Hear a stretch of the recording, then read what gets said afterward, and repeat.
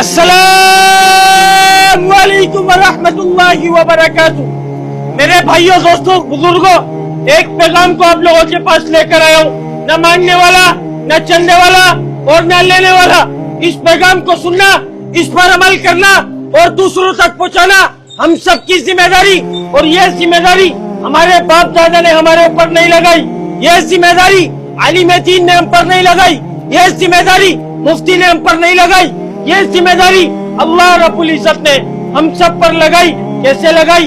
اللہ رب العزت قرآن پاک میں فرما رہے، جس کا مفہوم ہے، اے امت محمدیہ، تم افضل امت، تم بہترین امت، تمہیں بھیجا گیا لوگوں کی نفع رسانی کے لیے۔ تم بھلی باتوں کا حکم کرتے ہو، بری باتوں سے منع کرتے ہو، اور ایک اللہ پر ایمان رکھتے ہو۔ الحمدللہ بھائی، ہم سب کون؟ الحمدللہ ہم سب کون؟ الحمدللہ ہم سب مسلمان۔ ہم سب نے عظیم و شان کلمہ پڑھا، لا الہ الا اللہ محمد رسول اللہ۔ اس کلمے کے اندر ہمارے جسم کے اندر جو روح اس نے عالم ارواح کے اندر اس دنیا میں آنے سے پہلے اللہ سے اقرار کیا، وعدہ کیا۔ وہ کیا اقرار اور کیا وعدہ تھا کہ یا اللہ، ہم دنیا میں جائیں گے، آپ کے حکم کو مانیں گے اور آپ کے نبی کے طریقوں کے اوپر زندگیوں کو گزاریں گے۔ لیکن دنیا میں آئے، دنیا کی چمک کو دیکھا، دنیا کی رنگینیوں کو دیکھا، اور دیکھ کر اس کی رنگینی سے ایسے دل لگایا جیسے یہ ہمارا ٹھکانہ، ہمیں ادھر رہ کر جانا ہے، ہماری عیاشیوں کا ہٹائیے، جتنی عیاشیاں کرنی ہے ہمیں ادھر کرنی ہے، آخرت میں جو ہوگا دیکھا جائے گا۔ حدیث پاک میں آ رہا ہے، رسول اللہ صلی اللہ علیہ وسلم نے فرمایا، جس کا مفہوم ہے کہ دنیا مسلمانوں کے لیے قید خانہ اور کافروں کے لیے جنت۔ نعوذ باللہ، کافروں کے ساتھ ساتھ ہم لوگ اس کو اپنی جنت، اپنی عیاشیوں کا اڈا سمجھ بیٹھے۔ بھائی، دنیا ہمارا ٹھکانہ نہیں ہے، ہمارا ٹھکانہ وہ آخرت ہے، ہمارا ٹھکانہ وہ جنت ہے۔ اس جنت کے لیے اللہ کیا ارشاد فرما رہے، جس کا مفہوم ہے کہ میں نے اپنے برگزیدہ بندوں کے لیے ایسی آنکھوں کی ٹھنڈک کا سامان تیار کر کر رکھا جو نہ کسی آنکھ نے دیکھا، نہ کسی کان نے سنا، نہ کسی کے دل کے اوپر اس کا گمان گزرا۔ اس نعمت کا حقدار کون؟ جو اللہ کے حکم کو نبی کے طریقوں سے پورا کر رہا ہے۔ خدا کی قسم، اس نعمت کا وہ حقدار۔ کلمہ پڑھنے کے بعد اللہ کا سب سے بڑا حکم ہم سب پر کیا فرض ہوا میرے بھائی؟ تیز بولنا، تیز بولنا۔ نماز، آج مؤذن بلا رہے، اللہ کا حکم آ رہا ہے، حی علی الصلاۃ، حی علی الفلاح کی صدائیں ہمارے کانوں کے اندر آ رہی ہوتی ہیں، لیکن خدا کی قسم ہمیں اس کا اثر نہیں پڑ رہا ہوتا۔ کیوں نہیں پڑ رہا؟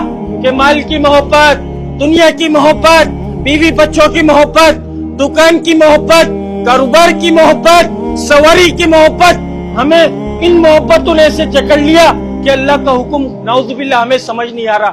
اللہ کے واسطے میرے بھائی، اس حکم کو پہچانو۔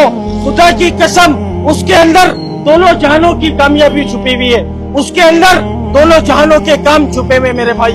اللہ کے واسطے ہم سب کی مکمل کامیابی رسول اللہ صلی اللہ علیہ وسلم کے طریقوں میں، سنتوں کے اندر، اعمالوں کے اندر میرے بھائی کامیابی ہے۔ تو میرے بھائی، اس بات کو بتانے، اس بات کو سمجھانے، کم و بیش 1,24,000 پیغمبروں کو اللہ رب العزت نے دنیا میں محبوب فرمایا۔ ہم سب کا ایمان، ہم سب کا یقین ہمارے نبی رسول اللہ صلی اللہ علیہ وسلم آخری نبی۔ قیامت تک کوئی نبی آئے گا؟ قیامت تک کوئی نبی آئے گا؟ تیز بولانا بھائی۔ ہم سب کا ایمان، ہم سب کا یقین، قیامت تک کوئی نبی آئے گا؟ بولو نا یار منہ سے، قیامت تک کوئی نبی آئے گا؟ قیامت تک کوئی نبی آئے گا؟ اب دین کو کون پھیلائے گا؟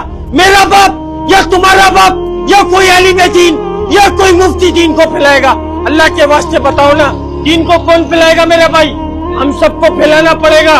کیوں پھیلانا پڑے گا؟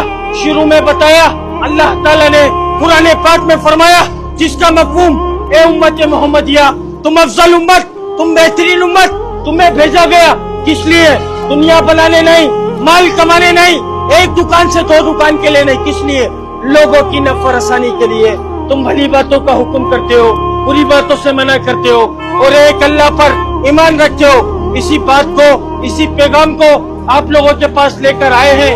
اور جب تک جسم میں جان ہے جب تک لاتے رہیں گے، کیونکہ یہ ذمہ داری اللہ نے مجھ پر، آپ لوگوں پر، پوری امت مسلموں پر لگائی ہے۔ اگر کوئی بات بری لگی ہو تو میرے بھائی دل سے معذرت چاہوں گا، نہ کوئی عالم دین ہوں بھائی، نہ کوئی مفتی ہوں، جتنا علم میرے پاس تھا اتنا علم آپ لوگوں کے پاس لے کر آیا۔ اللہ ہم سب کو عمل کی توفیق عطا فرما دے۔ سبحان ربک رب العزت عما یصفون والسلام علی المرسلین والحمد للہ رب العالمین، آمین برحمتک یا ارحم الراحمین۔ اللہ سب کو سننا